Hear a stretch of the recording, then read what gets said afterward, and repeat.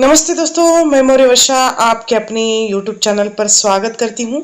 आज हम हिंदी साहित्य के काल विभाजन में जो काल विभाजन का संक्षिप्त परिचय है या अलग अलग कालखंड को अलग अलग नाम या अलग अलग इतिहासकारों ने अपने अपने युग का काल विभाजन अलग अलग दृष्टि से अलग अलग शीर्षक को लेकर किया है, इसको देखने वाले हैं। ठीक है, तो चलिए शुरू करते हैं।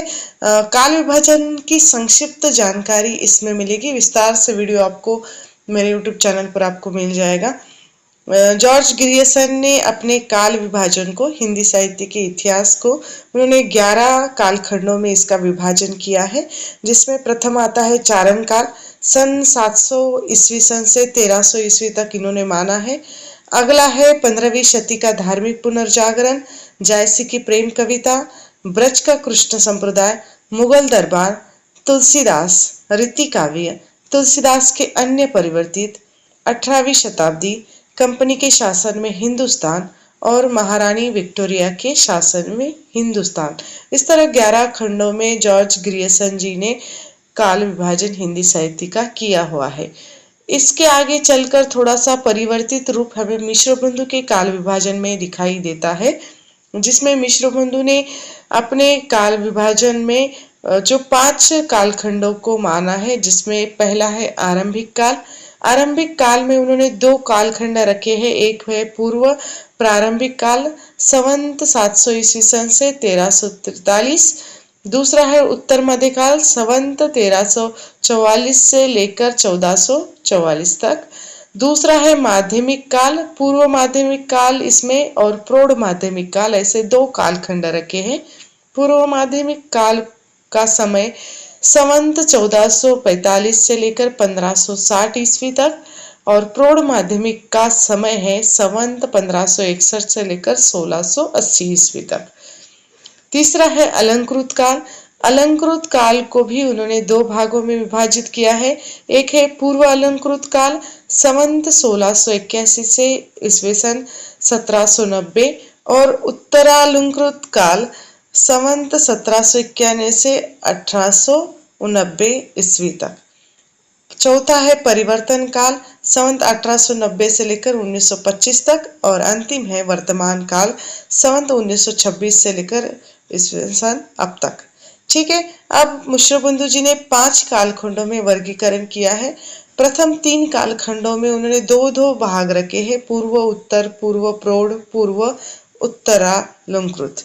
ठीक है, अगले लेखक है आचार्य रामचंद्र शुक्ल जी, जिन्होंने हिंदी में प्रामाणिक जो इतिहास लिखने का प्रयास किया है और आज तक रामचंद्र शुक्ल के इतिहास का ही प्रमाण लिया जाता है। तो रामचंद्र शुक्ल जी ने अपने कालखंडों को या हिंदी साहित्य के कालखंडों को 4 भागों में विभाजित किया है। इसमें है प्रथम आदिकाल, जिसको वीरगाथा काल कहा है। इसका समय है संवत 1050 से 1375 तक। दूसरा है पूर्व मध्यकाल, जिसको उन्होंने भक्ति काल कहा है, संवत 1375 से 1700। और तीसरा है उत्तर मध्यकाल, जिसको उन्होंने रीतिकाल कहा है, संवत 1700 से 1900 ईस्वी। और चौथा है आधुनिक काल। आधुनिक काल को गद्य काल कहा है, संवत है 1900 से 1984 ईस्वी। अर्थात रामचंद्र शुक्ल जी ने अपने काल विभाजन को एक कालखंडों को दोहरा नामकरण किया हुआ है। ठीक है, तो ये प्रवृत्ति के आधार पर उन्होंने हिंदी साहित्य के इतिहास के कालखंडों को नाम दिया है, जो सर्वथा उचित है। अगले है डॉक्टर रामकुमार वर्मा जी। रामकुमार वर्मा जी ने अपने कालखंड में या हिंदी साहित्य का इतिहास में 5 कालखंड रखे हैं, जिसमें पहला आता है संधि काल, संवत 750 से लेकर 1000 ईस्वी तक। दूसरा है चारण काल, संवत 1000 से 1375 ईस्वी तक। तीसरा है भक्ति काल, संवत 1375 से 1700 ईस्वी तक। चौथा है रीतिकाल, संवत 1700 से 1900 ईस्वी तक। और पांचवा है आधुनिक काल, संवत 1900 से अब तक। इस तरह 5 कालखंडों में इन्होंने हिंदी साहित्य का काल विभाजन किया हुआ है। अगले है गणपति चंद्र गुप्त जी, जिन्होंने हिंदी साहित्य का वैज्ञानिक इतिहास लिखा। उन्होंने अपने हिंदी साहित्य के इतिहास को मुख्य रूप से 3 कालखंडों में ही विभाजित किया है। उसके अंतर्गत उन्होंने अलग अलग कालखंड दिए हैं। पहला है प्रारंभिक काल, जिसमें सन 1184 ईस्वी से 1350 ईस्वी तक। दूसरा है मध्यकाल, सन 1350 से 1857 ईस्वी तक। मध्यकाल में उन्होंने 3 कालखंडों में विभाजन किया है। एक है पूर्व मध्यकाल 1350 ईस्वी से 1500 ईस्वी। दूसरा है मध्यकाल 1500 से 1600। उत्तर मध्यकाल 1600 से 1800 ईस्वी। तीसरा है आधुनिक काल, और आधुनिक काल के अंतर्गत उन्होंने उसका समय माना है सन 1857 ईस्वी से 1965 ईस्वी तक। अब इसमें उन्होंने विधा के आधार पर, युग के आधार पर अलग अलग नामकरण किए हैं। पहला है भारतेंदु युग 1857 से 1900 ईस्वी। दूसरा है द्विवेदी युग 1900 से 1920 ईस्वी। तीसरा है छायावाद युग 1920 से 1937। और चौथा है प्रगतिवाद युग 1937 से 1945। और पांचवा है प्रयोगवाद 1945 से लेकर 1965 तक। ठीक है, इसके आगे है रचनाकार डॉक्टर शिव कुमार शर्मा। इन्होंने अपने हिंदी साहित्य के इतिहास को 4 खंडों में विभाजित किया है, जिसमें है पहला प्रारंभिक काल, आदिकाल जिसको कहा है संवत 1241 ईस्वी से 1375 ईस्वी।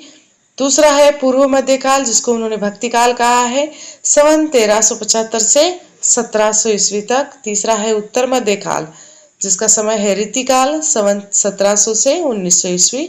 और चौथा है आधुनिक काल, संवत 1900 ईस्वी से अद्यावधि, यानी अब तक का जो समय है। अब यहाँ हिंदी साहित्य की इतिहासात्मक किताबें हैं। हिंदी साहित्य की इतिहासात्मक किताबों पर आपको अलग से एक वीडियो मिल जाएगा, जो मैंने पहले ही डाला हुआ है। आप चाहे तो वो वीडियो जाके देख सकते हैं या उसको पढ़ सकते हैं, क्योंकि इसमें थोड़ी सी कम जानकारी है, लेकिन उस हिंदी साहित्य की इतिहासात्मक वीडियो में मैंने ईस्वीसन सहित लेखक और सभी का परिचय सूची रूप में जो क्रम वाइज दिया हुआ है। ठीक है, तो आपको समय मिलता है तब वह जाकर देखिए जरूर। ठीक है, तो यहाँ पर हम रुकते हैं। हिंदी साहित्य के काल विभाजन के संदर्भ में ये संक्षिप्त में संपूर्ण जानकारी आपको कैसे लगी, मुझे कमेंट करके जरूर बताइएगा। और भी विस्तार से हम हिंदी साहित्य के इतिहास को देखने वाले हैं, लगातार उस पर वीडियो आ जाएंगे। तब तक के लिए हम यहाँ पर रुकते हैं, जल्द मिलेंगे एक नए वीडियो में एक नए विषय के साथ। तब तक के लिए धन्यवाद।